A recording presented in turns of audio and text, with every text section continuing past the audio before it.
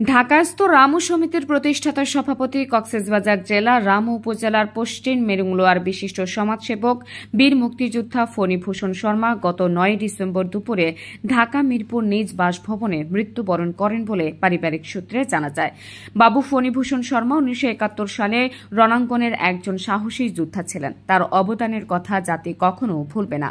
বীর মুক্তিযোদ্ধা ফণীভূষণ শর্মাকে ১০ ডিসেম্বর সকাল ১১ ঘটিকায় রাষ্ট্রীয়ভাবে গার্ড অব অনার করেন রামু উপজেলার সহকারী কমিশনার জাহিদ হাসান রাতুল, রামু থানা ওসি তদন্ত ফরিদুল আলম, সেকেন্ড অফিসার আবু নোমান। এই সময়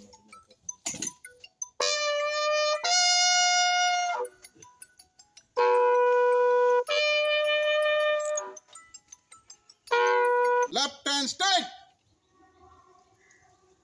calm ease, right hand straight, calm ease.